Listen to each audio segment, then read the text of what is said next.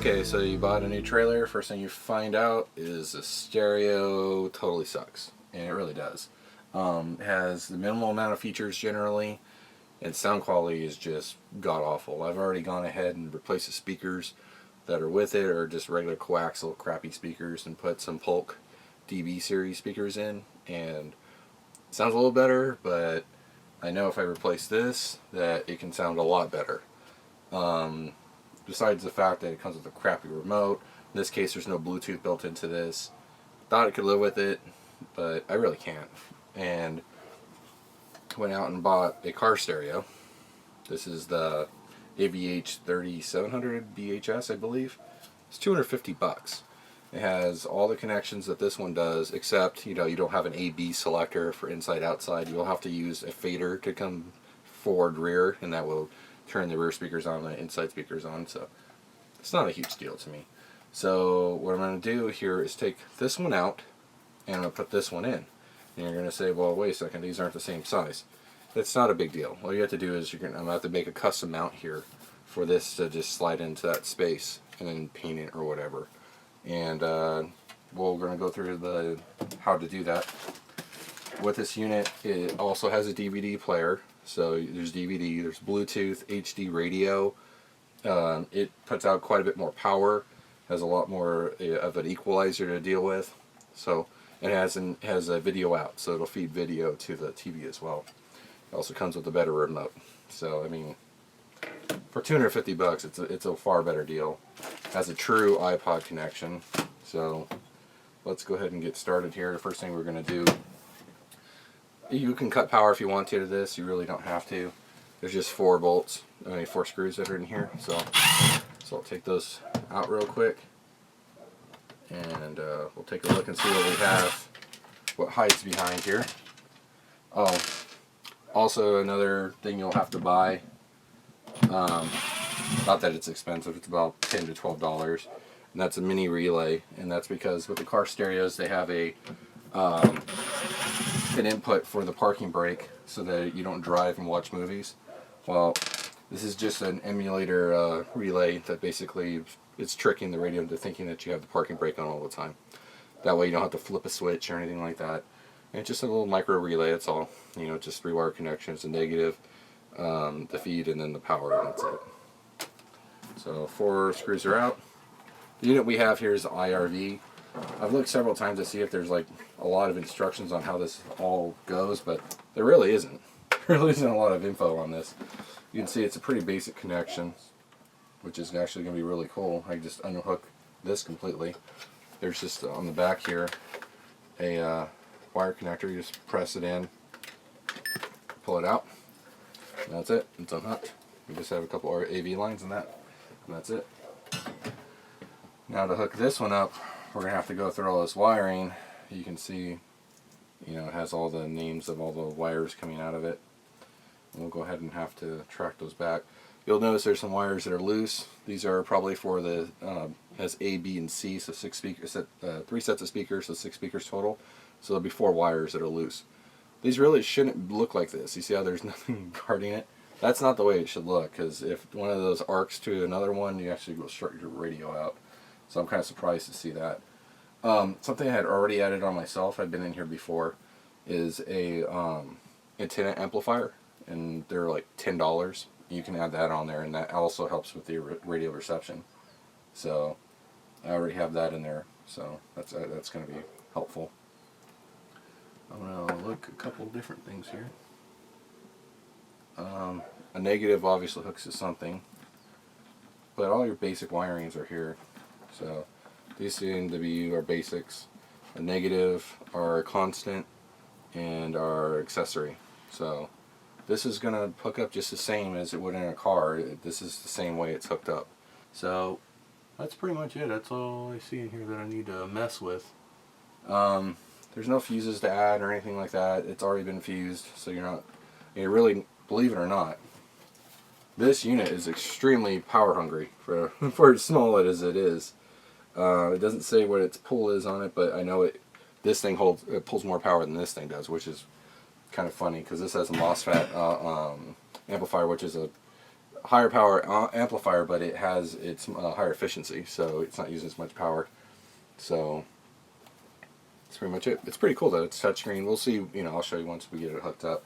But you can see now, once that's in, that's not the same size. So what I'm gonna have to do is get some wood and build a makeshift cover here for this to slide into, and then create a couple L brackets and just attach it, and that's basically it. So I'm gonna start wiring. I'm not gonna go through all that. I mean, you can see how this is gonna go. You're just matching wires up. That's all you're doing. So this is the wire harness right here for the new one. So you can see, the wires are pretty similar. In the instruction booklet, it'll tell me what wires are which, but they're already pre-threaded. So I just pull this off, and I should be able to just attach everything. It'll go pretty straightforward. So come back once most of the wiring's done, and then I'm gonna start thinking how I'm gonna do a cover here. But it should be, like I said, it feels like it should be pretty straightforward.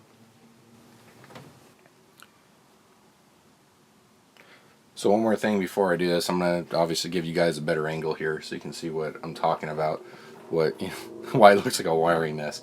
And if you know where everything is going, it's not that big of a deal. You can pretty much figure out what's going on inside of here. I'm looking at, there's a heat sink in there. I think that's for an antenna. I think it has an antenna amplifier built in there. But, like I said, if you know what you're looking at, it's not as complicated as it looks. These are your main two feeds again. So obviously that hooks up to your negative, and it's piggybacked. And this is your constant positive, and that's also piggybacked. And then your accessory. That's kind of weird. So there's not a switch to power here. Honestly, I probably would want to put a switch on this, because see, this is your constant. And then this one right here is your accessory, and the accessory is supposed to kick it on when you want it on, not leave it on constantly. So it may need a switch on that. Other than that, everything else looks like it's going to be pretty straightforward. So moving on. Okay, so I did the initial wiring here. Sorry, I have the light on so it's a little bright. Anyways, the initial wiring is just the red, black, and yellow. So you got your constant, your accessory, and your negative hooked up. And I've just borrowed these piggybacks and just reused them. Just make sure they go in there after you're done, and they're securely in there. And if they are, then we're ready to test. Just make sure none of these wires touch. They're all pretty well insulated with the exception of this one. I'll slide that back in. Okay. Now we can do an initial test here of the head unit to make sure everything works like we hope it does. We'll just plug that in, and then that should come to life. And there it is. Let me turn this light off here. Sorry. Okay. So it's asking to set up. And there's the basic setups here, and we'll go through that. And obviously, you would set everything up. But right now we don't have anything hooked up yet. We'll do all the wiring first before we do the adapter plate for what this is going to be. So we make sure everything works first before we start, changing the way it works. So that's what we got so far. Okay, so I went ahead and I've done the wiring. I was able to borrow most of the piggybacks here and wire in my relay, which is pretty simple. It just comes off the remote wire here, and then it hooks up to the power antenna. Sorry, not a remote wire, but this is the parking brake switch, and then that's the power antenna, and then it runs to a negative. I was able to borrow a lot of these piggybacks. Now for the speakers, I couldn't use them because I used a different type of piggyback that was actually kind of crappy. It wasn't one I could reuse. So anyway, so I went ahead and just spliced those back in. I think part of my audio problem was that a lot of these wires were reverse phase, meaning that they were wired backwards. So that's, if you have an audio problem, that might be part of the issue. So that's all hooked up now and all good and dandy. I feel pretty confident that's all good. I'm going to add a switch. I'm not going to do that yet. That's going to be the next step. See if I have it in my pocket.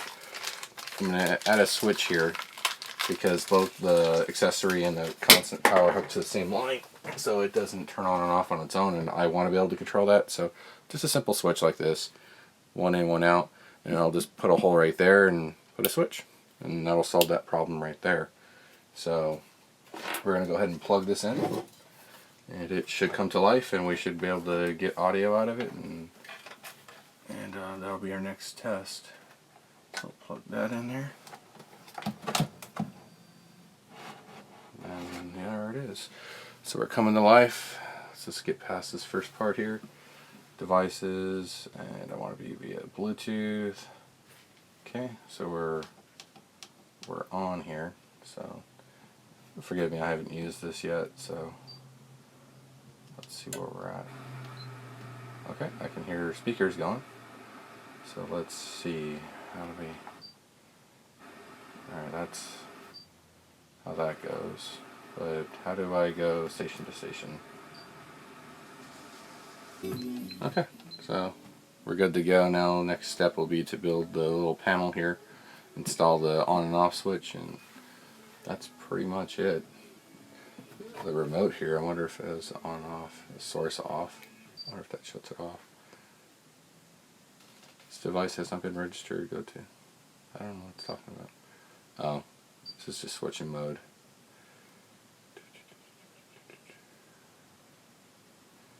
I thought this was mode. Yeah, whatever. It works. That's all that matters. Okay, I've gone ahead and created my little mount here. You can do it however you feel like it, but just using these little L brackets here, you can get them in any hardware store. I believe it's like 1/2 inch by 1/2 inch. Anyway, so the screws don't perfectly fit in the holes, but if you hold them with a pair of pliers like this and then screw them in, they'll go in okay. So that's what it looks like when they're in. And then here's my cutout. It's not the prettiest thing you ever seen, but once it's all sanded and everything, it'll look good. So if we take this, flip it around like that, and drop this on here, that's what it's going to look like once it's installed. Nice and pretty, nice and painted. It'll look fantastic. So that's that. And I just want to let you know what I was doing here, how I was doing it, and I'm going to do the same thing on this side. I'm going to use the same holes, the end holes. That way I don't have to use any kind of special bracket, but that should do it. Okay, so here's my L bracket. What I'm going to do is grab this with my pliers, take my screw. The screws are supplied with the radio, so you don't have to buy them separately. Then you're going to take this and hold it same time, and it'll screw in. So that's that. So now I'll take this over to the. Oh, you know what? I don't think I put it on the right one on this one. Let me see. Yeah, I put it too far forward. I already put one in, but I put it in the wrong hole. So, ow. That's the thing. Once it is in, it grabs. So be careful.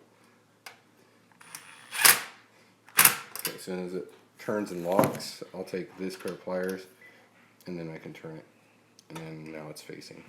And the same thing with this one. Remember, these things they lock in there tight, which is actually a good thing. So I'll take that, same thing. As soon as it locks, see, the thing is, if it gets in that weird spot, it'll loosen. So you gotta always turn it clockwise so it stays tight. If you turn it the other way, it'll actually loosen that screw. So we'll take that until it looks straight. So now both sides are good. We'll drop that like that, and there we are. That's what it's going to look like. And it'll just be 2 brackets. Now, yours may be a different size, but this is 11 by 6 inches. And I'm going to do a couple things here to clean this up. Actually, it should be coming in like that. It should be facing like that. But you can see what I did. I found the center. And once you find the center, you can measure from the center out, and then you can make your cuts. So we'll go ahead and clean this up. This is all done. This is ready to go. And then once we're ready, we'll go ahead and put it back together.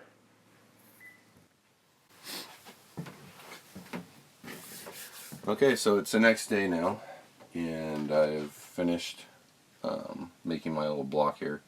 I just used the Rust-Oleum's wood finish. It makes it look like wood, but it's really not. It's particle board. But if you paint it, you can actually use your brush to give it a wood grain finish. It's actually pretty cool. Anyways, this is what it looks like. It's all pretty much finished. I could fancy it up some more, but this is good enough for me. I pre-drilled the holes. Always pre-drill your holes. Don't try forcing screws in, because this is a bigger deal than this. This is actually real wood, so it's not a big deal.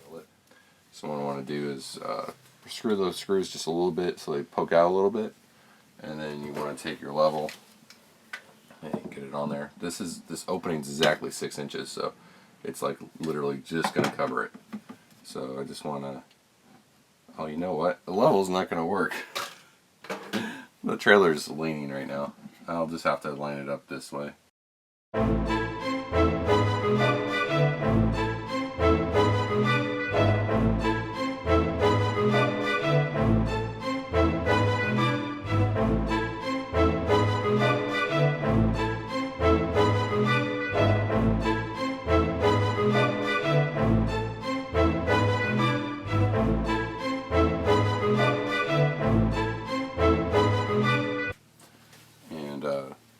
As I showed you in the last bit, the mounts are in there now, and all I have to do is line it up from the back and then have it go forward, and then that's what it's going to look like.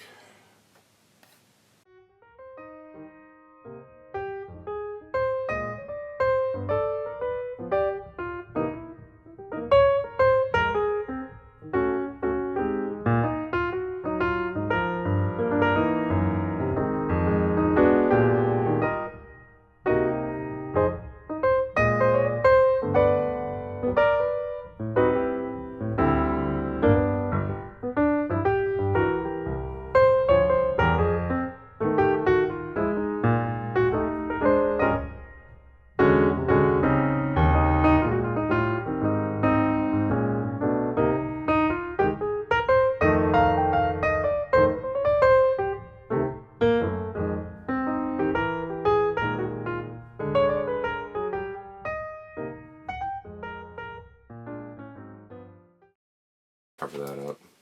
It's no biggie. Flip the switch. And I hear something happening. So, looks like we're good. And power's on. Okay, so I've gone ahead and finished this. And I did a couple things differently. Number one, my bypass for the little relay I was showing you guys. It was an older one that I had, and apparently it doesn't work on the Pioneer because it still comes up as saying that you can't watch while you're driving, blah blah blah. I was thinking about putting another one in, but then again, I might just put a switch in, because the cool part about it is that it will automatically allow me not to play back on this screen and be able to play back on the lower screen if I shut that off. And if I have the relay, it'll turn on all the time, and I'll have to try to defeat this one, so it's not playing on two screens at the same time. If you want that to happen, you know, that's up to you, but I don't really care to have that. Also, I decided that it was probably my best bet to have this gap on the top. I was going to cover it up, but I thought about it. I was like, well, it's going to get hot. This is an enclosed area, enclosed box, and having this little bit of opening will allow some airflow in there. And it's not distracting or anything, so I don't think it's a big deal. So power switch is up here, so not power switch, but the switch that will allow this to turn on. So I'll flip that, and the screen should come active in just a second here, and there we are. And I've tested all the functions, and I've gone through and set pretty much everything up, and I have a DVD in there currently, so I can hit disc, and it should go ahead and start reading that format. So you're going to see what I'm talking about here in a second. So I'm going to flip the lower screen on now, so we'll have the television there, but you see it says I don't care about auto connection. It's trying to connect the phone right now, so but I don't want it to do that. Anyways, it automatically goes to this screen right here, which is awesome, because I don't want it to play back on both the screens. So obviously down here, we're playing back our movie. Where did I put that remote?